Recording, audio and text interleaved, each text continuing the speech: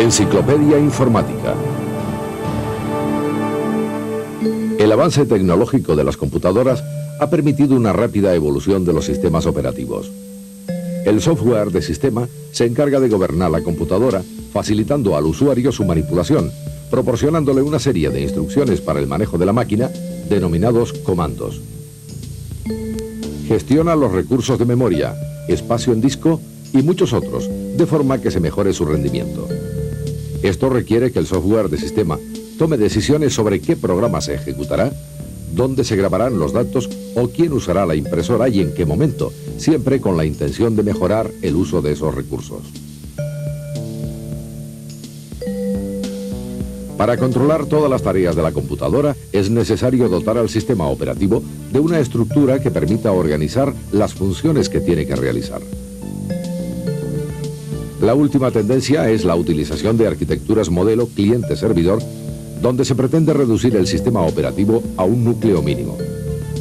Para ello se implementan la mayoría de las funciones como procesos de usuario y para solicitar cualquier servicio se envían peticiones al servidor que realiza la función pedida y devuelve el resultado. Uno de los problemas que debe resolver el sistema operativo es el de la asignación de memoria al programa o programas que se encuentran en ejecución. Tiene que llevar la cuenta de qué partes se están usando en cada momento. El método más sencillo de gestión de memoria consiste en tener en cada instante un solo proceso en memoria principal, disponiendo de toda la memoria disponible. En este caso, la memoria se divide entre el sistema operativo y el proceso de usuario. Se han desarrollado muchos sistemas operativos como el OS2, el Unix, pero el más difundido ha sido el MS2. Uno de los últimos lanzamientos ha sido el de Windows 95, un sistema operativo con un entorno de trabajo gráfico que permite ejecutar los programas de una forma más intuitiva y cómoda para el usuario. Viene a sustituir al sistema operativo 2 y a su predecesor Windows 3.1. Frente al 2 tiene tres ventajas importantes. En primer lugar, toda la información presentada al usuario es gráfica, mientras que 2 trabaja con comandos en modo texto, formados por órdenes difíciles de recordar. En segundo lugar, Windows 95 define una forma homogénea de utilizar los recursos de la computadora, lo cual permite compartir todos los datos entre las distintas aplicaciones, así como utilizar con facilidad los elementos hardware ya instalados. Por ejemplo, se puede instalar una vez la impresora que se vaya a utilizar y a partir de ese momento ya estará instalada para todas las aplicaciones Windows que se añadan posteriormente. En tercer lugar, Windows 95 es un sistema operativo multitarea que permite ejecutar varias aplicaciones a la vez. La diferencia más importante frente a su antecesor Windows 3.1 es que Windows 95 es por sí mismo un sistema operativo, a diferencia del anterior que necesita trabajar sobre el MS2. Lo primero que tiene que aprender cualquier usuario de Windows es el funcionamiento del ratón. El ratón es un dispositivo de entrada de datos que permite indicar las operaciones a realizar. El usuario sitúa la palma de la mano sobre el ratón y realiza movimientos de este sobre la mesa. La forma de traducir estos movimientos en desplazamientos del cursor por la pantalla depende del tipo de ratón. La filosofía de trabajo con el ratón es muy sencilla. Primero, se mueve el ratón para situar el cursor sobre un determinado objeto de la pantalla. Y luego se pulsa uno de los botones para realizar una determinada acción, denominadas arrastrar, clic y doble clic. Como su propio nombre indica, Windows es un entorno de trabajo basado en ventanas, unos recuadros que aparecen en la pantalla y que presentan cualquier tipo de información, ya sea texto o gráfico. Cada vez que aparece una ventana en la pantalla, el usuario tiene que realizar alguna acción sobre ella que depende del tipo de ventana. La barra de tareas que aparece en la parte inferior de la pantalla cumple un papel fundamental en Windows 95. Cada vez que se ejecuta una nueva aplicación, sitúa un icono representando dicha aplicación.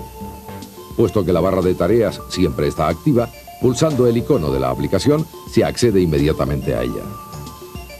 Una de las herramientas que más facilita el trabajo es el icono papelera, similar al utilizado en el entorno Macintosh y OS2. Cada vez que un usuario quiera eliminar un determinado elemento, Solo tiene que arrastrarlo hasta el icono de la papelera, de donde se pueden recuperar en caso necesario, aunque en cualquier momento se puede vaciar la papelera, es decir, eliminar físicamente los ficheros.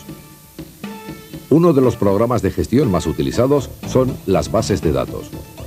Desde el principio de la historia, la información afecta la vida de todos los seres humanos de una u otra forma. Puede permitir a un médico conocer dónde existe un órgano disponible para realizar un trasplante. Si una persona cualquiera desea ir de vacaciones, le da la posibilidad de tomar un medio de transporte u otro a través de una agencia de viajes. O a un ingeniero conocer las tensiones que puede soportar el suelo sobre el que está construyendo los pilares de un edificio. Hoy toda esa información está disponible para su utilización por todos los seres humanos a los que les sea necesario acceder a ella, gracias a unos soportes de información y programas informáticos denominados bases de datos. El concepto de base de datos puede comprenderse desde una perspectiva tan simple como una agenda telefónica, donde se guarda de forma clasificada una cierta cantidad de información en forma de nombres de personas o empresas que son conocidas por el poseedor de la guía, junto a una serie de números de teléfonos que sirven para comunicarse con esas personas. En algunos casos también se añaden las direcciones para poder ir a su domicilio si fuera necesario. Las bases de datos tienen archivada una información con unos índices a través de los que se accede más rápidamente. Estos índices tienen la ventaja de que pueden ser múltiples, con lo que se mejora la capacidad de acceso a la información contenida. Un sistema gestor de base de datos es un tipo especial de software que maneja la información almacenada en una base de datos. Si se toma el ejemplo de una biblioteca, el sistema gestor de la base de datos serán los diferentes ficheros a través de los cuales se maneja la información contenida, como títulos, autores y materias. La labor principal del sistema gestor es facilitar a los usuarios el manejo de la información que debe almacenar la base de datos. Existen diferentes tipos de base de datos, con diferentes formas de organizar la información. Cada uno de los sistemas tiene sus ventajas e inconvenientes, y ninguno representa un modelo perfecto. Por ello, es fundamental realizar un estudio previo de la información que ha de manejar la base de datos para poder elegir uno de los tipos posibles como el que mejor se ajuste a los requisitos previamente indicados. Son varios los conceptos que hay que conocer para manejar una base de datos. Se llama campo de datos a cada uno de los atributos con los que se ha definido la estructura de la base de datos. Cuando se define un campo de datos, hay que incluir una serie de parámetros como identificación o nombre del campo, espacio de almacenamiento de cada campo, es decir, cantidad de caracteres que van a poder almacenarse en cada campo, tipo de información que se va a almacenar, si va a estar constituida por letras, números, fechas u otro tipo de datos. Un registro es cada uno de los elementos simples cuya unión forma un fichero de datos. Cada registro está formado por un valor para cada uno de los campos de datos que forman una tabla de la base de datos. Se denomina clave al conjunto de datos que permiten identificar cada registro diferente. Una de las funciones principales de la base de datos es permitir recuperar rápidamente la información almacenada en ella. Cuanta mayor cantidad de información se almacene y más compleja sea su estructura, recuperar la información será más lento.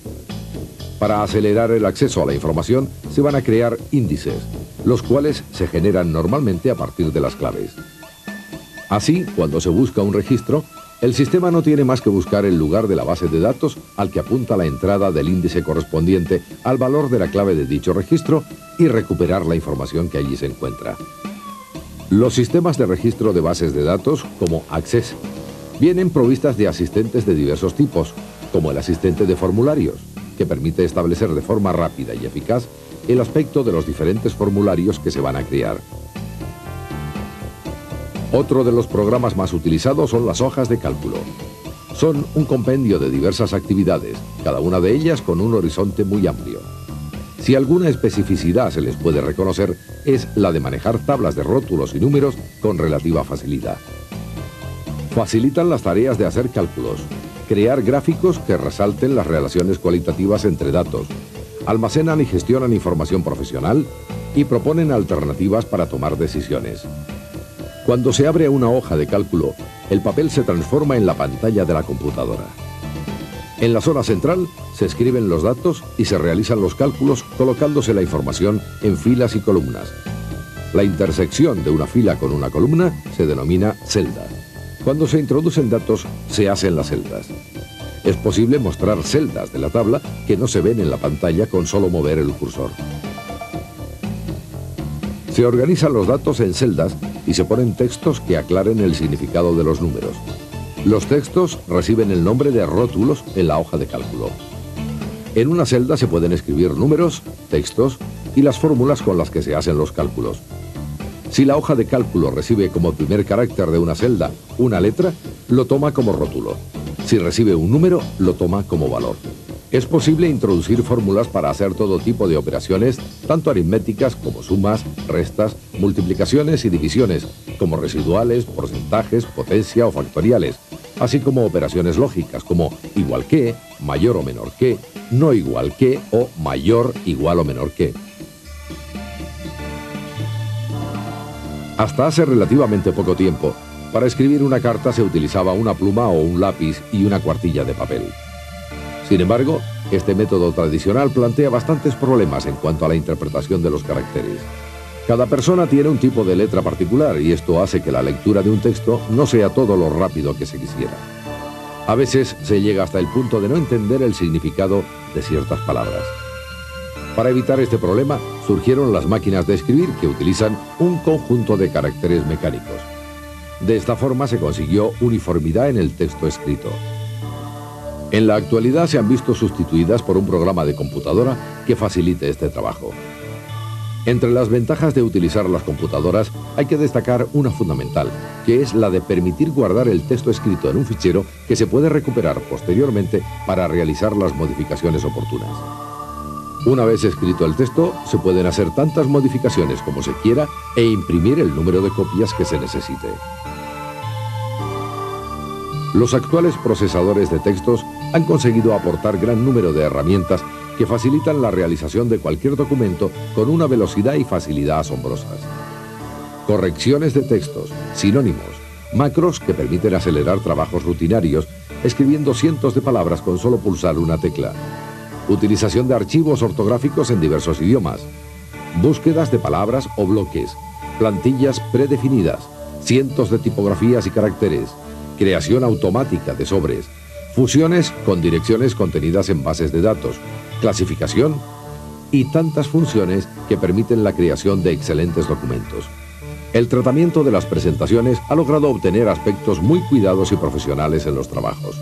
La potencia de los procesadores permite la inclusión de filigranas bajo el texto con índices de transparencia definibles, tramas diversas, efectos especiales para títulos como olas, banderas, círculos, medias lunas, incorporación de gráficos y tratamientos de los mismos, letras capitulares que permiten un mayor impacto de cualquier texto, creación de columnas, índices de materias, ecuaciones complejas, tablas e incluso incorporación de hojas de cálculo. Pero quizá los programas que se han desarrollado de una forma espectacular durante los últimos años han sido los programas de diseño gráfico. La evolución del hardware respecto a las tarjetas gráficas, aceleración del rendeado de imágenes y la calidad de los programas de este entorno han permitido que los artistas hayan encontrado la herramienta más versátil en sus computadoras. Desde que aparecieron las aplicaciones de diseño asistido por computadora, inicialmente dirigidos a arquitectos, en los que a través de modelos alámbricos pueden crear virtualmente casas y ciudades con un gran realismo, hasta las más imaginativas secuencias cinematográficas con mezclas de imagen real y sintética, las computadoras han logrado imponerse, permitiendo la creación de mundos cuyo único límite es la imaginación de su creador. Desde programas gráficos tan difundidos como Corel Draw o Designer, los dibujos vectoriales permiten la creación de todo tipo de logotipos, spots, carteles publicitarios o trabajos de diseño con un nivel de precisión hasta hace poco difícil de imaginar. Al introducirnos en el programa, nos presenta una página de papel en la que podemos definir sus medidas y color, y una zona a su alrededor llamada escritorio, que simula la mesa donde el dibujante coloca su papel para trabajar. Dispone de una barra de herramientas y persianas o ventanas desplegables donde aparecen los útiles que necesitaremos para nuestro trabajo. La filosofía de los programas vectoriales es trabajar con líneas y rellenos. A cada una de ellas se les puede asignar color, CMYK, paletas, RGB o Pantone. Las líneas se forman mediante la unión de segmentos entre puntos o nodos. Cada nodo dispone de dos manejadores que corresponden a las tangentes que actúan sobre ese punto. Moviendo los nodos y actuando sobre sus tangentes, podremos crear dibujos de línea de gran precisión. Se puede dibujar con ratón o tableta gráfica y utilizaremos herramientas similares a los Rotrins, lapiceros o plumas, pudiendo aplicar en cada línea diferente grosor, trazo y color mediante las diferentes herramientas. Los rellenos se pueden aplicar dentro de líneas cerradas. Además del color plano, RGB, CMYK o Pantone, también nos permite utilizar degradados, color fractal, EPS y una amplia gama. Los objetos se pueden agrupar, combinar, ordenar en diferentes capas, elegir si unos están delante o detrás de otros, alinear a la página o entre ellos, incluir propiedades de opacidad y transparencia, cortar, fusionar o elegir su intersección, así como aplicar diversos tipos de deformaciones. Nos permite también escribir texto o importarlo de un editor de texto. Dispone de fuentes propias, páginas maqueta y un extenso número de páginas para generar documentos. Al texto también se le puede asignar línea y relleno, así como sus propiedades. Como el objetivo de los programas gráficos es crear e imprimir los documentos o dibujos generados, dispone de un módulo de impresión profesional que puede controlar impresoras de todo tipo, desde impresoras de agujas hasta complejas filmadoras PostScript profesionales, y dispone de separador de tintas por cuatricomía o colores planos, generalmente utilizados en serigrafía. Como el objetivo final de nuestro trabajo es generar imágenes o secuencias de imágenes en movimiento, para ello disponemos de algoritmos de render como el V-Render o Ray Tracer. Su funcionamiento consiste en proyectar y calcular cómo inciden los rayos de luz sobre los objetos de la escena, sus reflexiones y refracciones acordes a los materiales que tienen asignados y las deformaciones que generan las lentes de la cámara, dando como resultado la imagen final de la escena.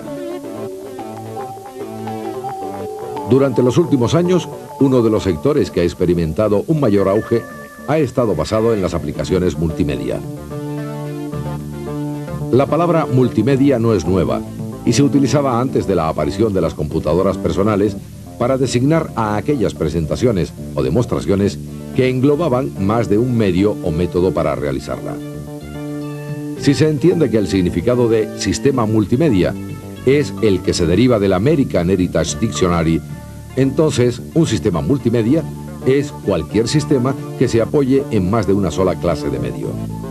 Un sistema multimedia se caracteriza por el control informatizado, la producción integrada, la manipulación, la presentación, el almacenamiento y comunicación de información independiente, que se codifica al menos a través de un medio continuo, dependiente del tiempo, y discreto, independiente del tiempo. En la industria de la computación, el término multimedia ha sido utilizado desde un primer momento para describir la integración del sonido y gráficos de animación en computadoras. Ahora, multimedia se ha convertido en una palabra de uso habitual que en términos generales describe cualquier mecanismo audiovisual que incorpore tecnología digital. La tecnología digital ha conseguido que los gráficos de animación y el audio se relacionasen directamente con una amplia serie de productos y servicios, desde automóviles que hablan e incorporan callejeros animados hasta la televisión interactiva. Los elementos multimedia se conjugan en un proyecto utilizando determinadas herramientas de desarrollo. Estas herramientas de programación están diseñadas para administrar los elementos de multimedia individualmente y permitir que interactúen los usuarios. Además de proporcionar un método para que los usuarios interactúen con el proyecto, la mayoría de las herramientas de desarrollo de multimedia ofrecen facilidades para crear y editar textos e imágenes y tienen extensiones para controlar los reproductores de videodisco, vídeo y otros periféricos relacionados. Los sonidos y el vídeo se crean normalmente con herramientas de edición para su reproducción posterior. El conjunto de lo que se reproduce y la forma de presentarlo al observador es la interfaz humana. Esta interfaz puede definirse tanto por las reglas de lo que debe suceder con los datos introducidos por el usuario, como por los gráficos que aparecen en su pantalla. Los programas de dibujo en 3 dimensiones, como el 3D Studio, o en lo más alto de la gama, programas como Sofimage o Alias, compiten día a día por lograr una mayor espectacularidad en las imágenes. Todos ellos tienen una metodología y una estructura de trabajo semejante. Para facilitarnos el trabajo en el entorno tridimensional, el interfaz principal se divide en 4 vistas. 3 corresponden a un sistema de proyecciones ortogonales y otra que nos situaría en la posición de la cámara. Tendríamos una representación de las posiciones superior, frontal y lateral del espacio, ejes X, Y, Z, y la visión en perspectiva que nos proporciona la vista desde la cámara de filmación. Para crear un modelo tridimensional tenemos 2 posibilidades. La primera es generarlo a partir de una curva vectorial, y para ello disponemos de herramientas de creación de líneas y curvas splines. Otras herramientas nos facilitarán el control de sus vértices y tangentes. Para crear un modelo tridimensional tenemos 2 posibilidades. La primera es generarlo a partir de una curva vectorial, y para ello disponemos de herramientas de creación de líneas y curvas splines. Otras herramientas nos facilitarán el control de sus vértices y tangentes. A partir de una o varias curvas podremos generar objetos tridimensionales mediante técnicas de extrusión, revolución y esquina. Por ejemplo, si creamos un círculo y una línea perpendicular a su eje, mediante extrusión, obtendremos un cilindro. El círculo será su base y la línea corresponderá a la altura del cilindro generado. Si creamos una línea que corresponda a la sección de una copa, mediante revolución generaremos el volumen de la misma. La segunda es la creación y manipulación de objetos a partir de primitivas. Las primitivas son objetos tridimensionales regulares, es decir, esferas, cajas, conos, cilindros, poliedros. Cada objeto que creamos tiene asociado un nombre y su representación se nos muestra como una malla, mostrándonos las líneas y polígonos que lo componen.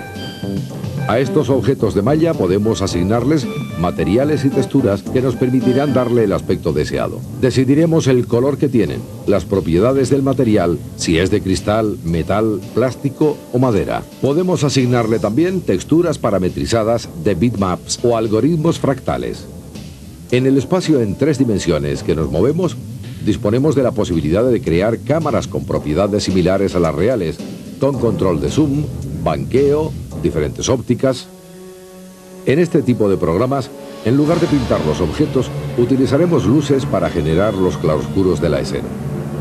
Tenemos diferentes tipos de luces que imitan a las naturales, como son la luz solar, direccional o dirigida.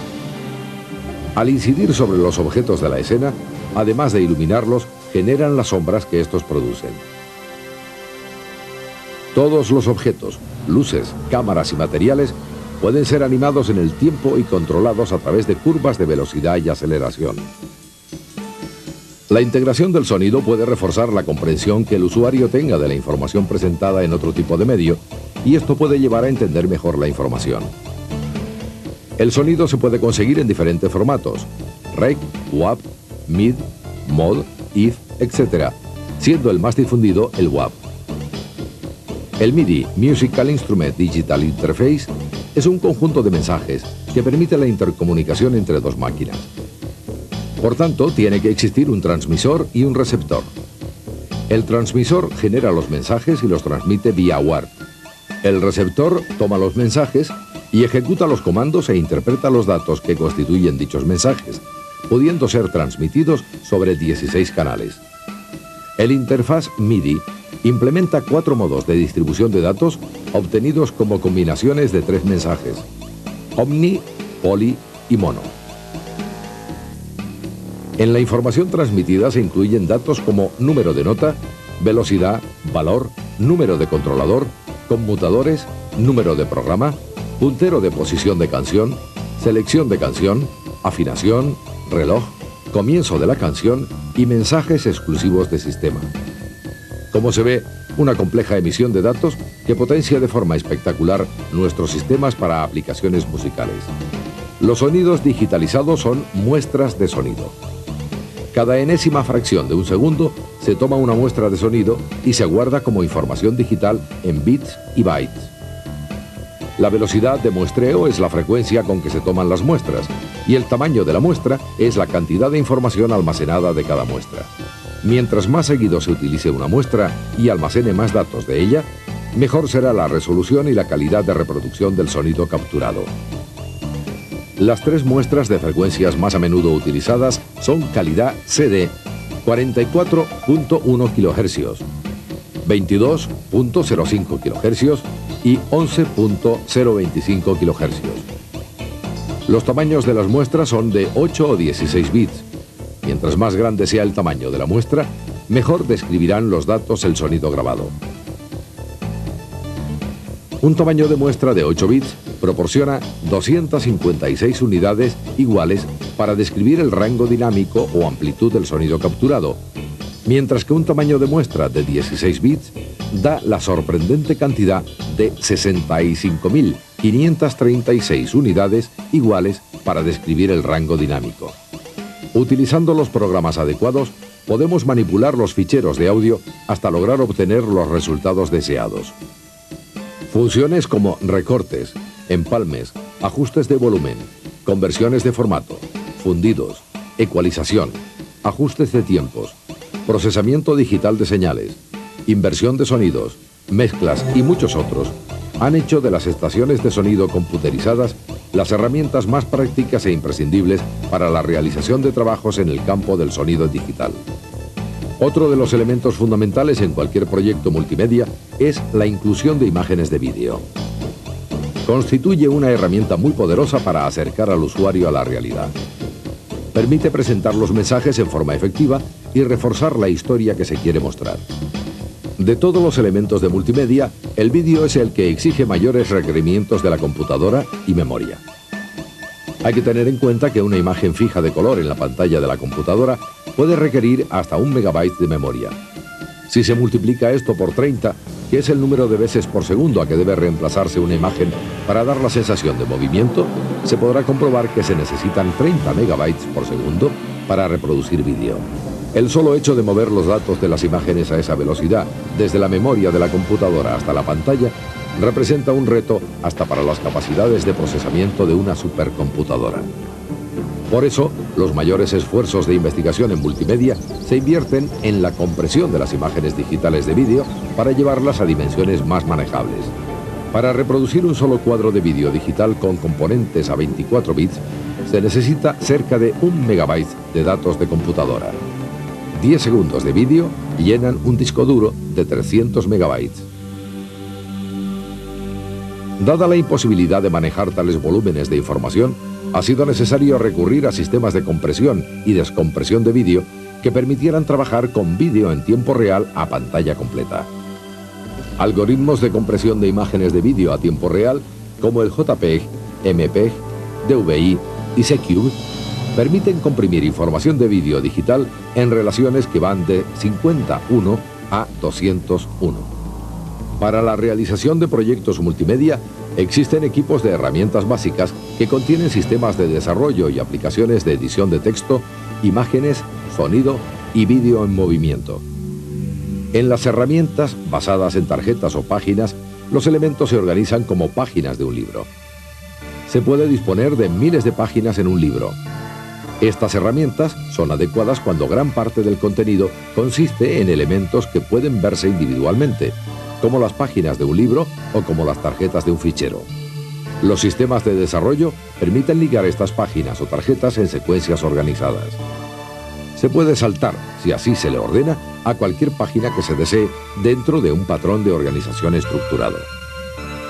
En las herramientas basadas en iconos, los elementos de multimedia y las señales de interacción se organizan como objetos en un marco estructural o proceso.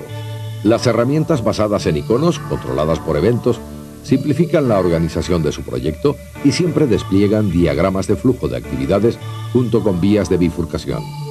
En las herramientas basadas en tiempo, los elementos se organizan a lo largo de una línea de tiempo con resoluciones tan altas como un 30avo de segundo.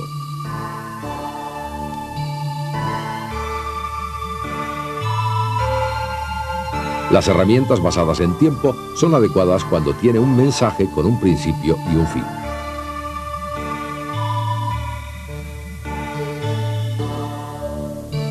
Existen gran cantidad de herramientas como Toolbook, Hypercar, Outerwear Professional, Action, Animation Works Interactive y Director, que permiten obtener resultados realmente espectaculares.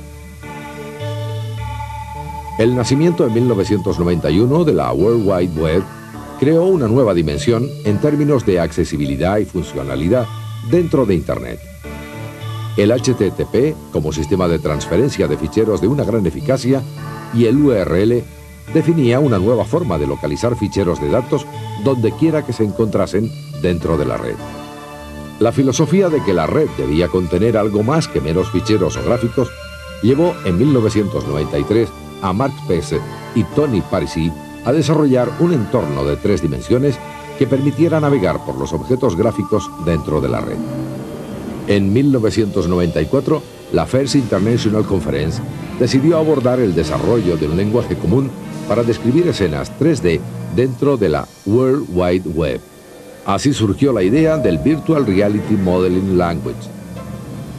En 1995, Template Graphics Software y Silicon Graphics construyeron un visualizador VRML, la aplicación WebSpace. Una semana después de su aparición, ya existían más de 50 servidores VRML en todo el mundo, y un mes más tarde ya eran cientos.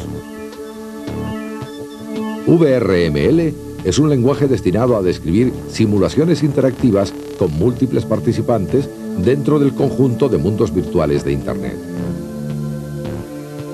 La implantación de modelos VRML en la red lleva una tendencia ascendente, permitiendo entrever que en poco tiempo podremos encontrar a personas diseñando en colaboración, visitando establecimientos virtuales y viajando por entornos sintéticos cada vez más reales. Hoy, la informática nos asombra con las posibilidades que nos ofrece, pero la investigación y desarrollo constante que tiene lugar hace entrever claramente que sus prestaciones no han hecho más que empezar. Realidad virtual, con sus futuras aplicaciones en medicina, sanidad y construcción. Interactividad e intercomunicaciones llevadas a límites difícilmente imaginables. Altas definiciones, conexiones por satélite. Todo un mundo que llega hasta nosotros de la mano de la informática. Un mundo apasionante por descubrir cada día.